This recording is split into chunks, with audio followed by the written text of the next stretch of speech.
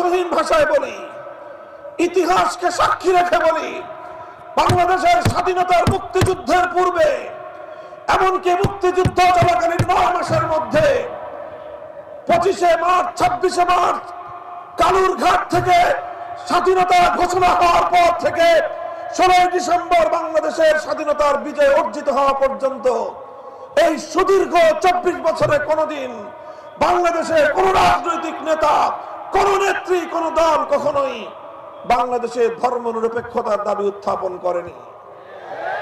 কিন্তু আমরা দেখলাম, এদেশের মানুষ দেখলো 71-এর 16ই ডিসেম্বর বিজয় অর্জিত হওয়ার কয়েক মাসের মধ্যেই পার্শ্ববর্তী দেশের সংবিধানের মূল নীতিগুলোকে, জাতীয়তাবাদ, ধর্মনিরপেক্ষ মতবাদ, গণতন্ত্র, সমাজতন্ত্রকে বাংলাদেশের সংবিধানের মূল নীতি হিসেবে ভারতের তৎকালীন প্রধানমন্ত্রী শ্রীমতী ইন্দিরা গান্ধীর নির্দেশে বাংলাদেশের স্বাধীনতা পরবর্তী যে সরকার প্রতিষ্ঠিত হয়েছিল, সেই সরকার প্রধান শেখ মুজিবুর রহমান সাহেব বাংলাদেশের সংবিধানের মূল নীতি হিসেবে ঘোষণা করে প্রকৃত অর্থে 72 সালেই স্বাধীন বাংলাদেশকে ভারত মাতার চরণ তলে তিনি বলি দিয়েছিলেন।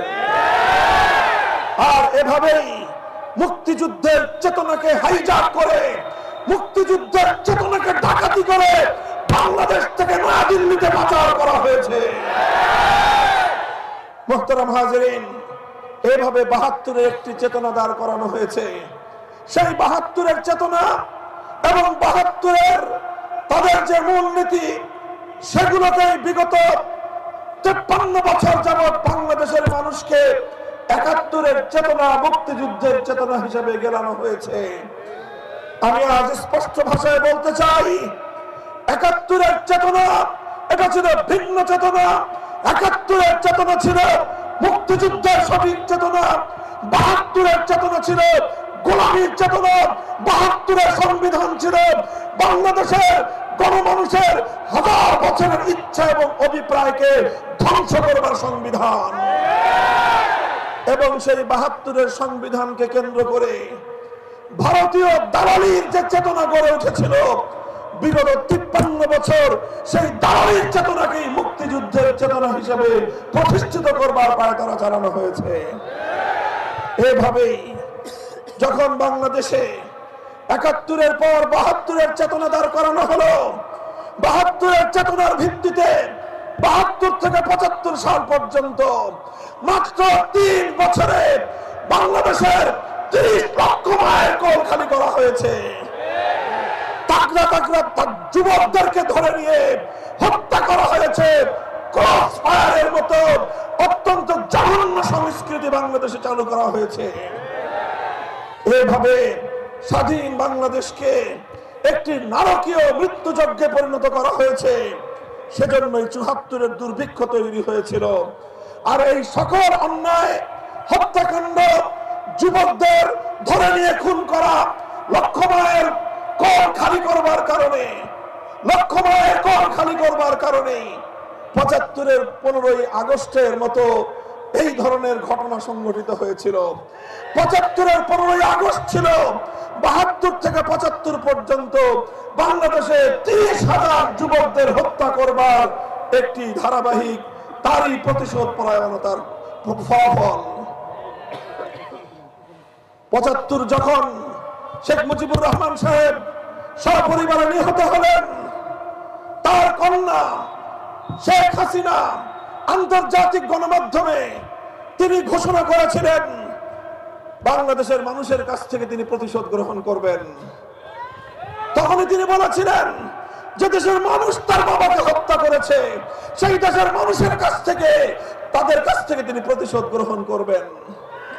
সংগ্রামী সাথী ও বন্ধুগণ, অথচ তিনি একবার লক্ষ্য করলেন না তার বাবা এবং সেই বাকশালী সরকার যে 30,000 মায়ের কোল খালি করেছে, সেই মায়েদের আত্মনাদ এবং হাহাকার তার কর্ণকুহরে পৌঁছেনি।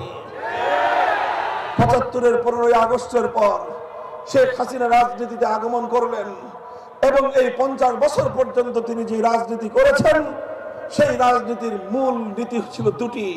প্রথম মূল নীতি ছিল বিভাজনের রাজনীতি, দ্বিতীয় মূলনীতি ছিল ষড়যন্ত্রের রাজনীতি, গোলামীর রাজনীতি, দাসত্বের রাজনীতি। তিনি বাংলাদেশ থেকে প্রতিশোধ গ্রহণ করেছেন, প্রতিশোধ গ্রহণ করেছেন বাংলাদেশের জনগণ থেকে, প্রতিশোধ গ্রহণ করেছেন বাংলাদেশের রাষ্ট্র থেকে, এমনকি তিনি প্রতিশোধ গ্রহণ করেছেন তার দল আওয়ামী লীগের কাছ থেকে।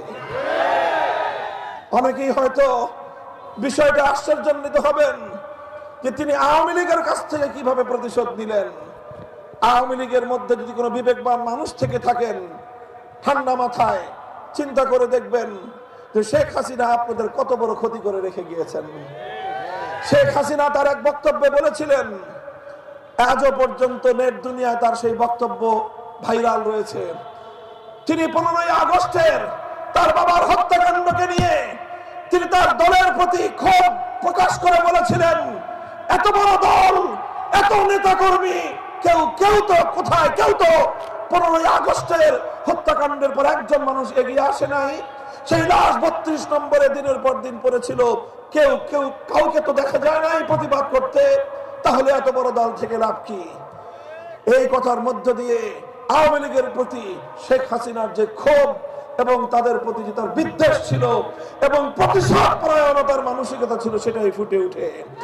আর সেটাই তিনি বিগত 15 বছরে অক্ষরে অক্ষরে আওয়ামী লীগকে এমন এক জায়গায় নিয়ে তিনি উপনীত করেছেন, আগামী দিনে বাংলাদেশে যেন কেউ আওয়ামী লীগের নাম নিতে সাহস না করে, লজ্জা থাকলে কোনো মানুষ আর আওয়ামী লীগের নাম মুখে উচ্চারণ করবে না। তিনি এমন কাজ করেছেন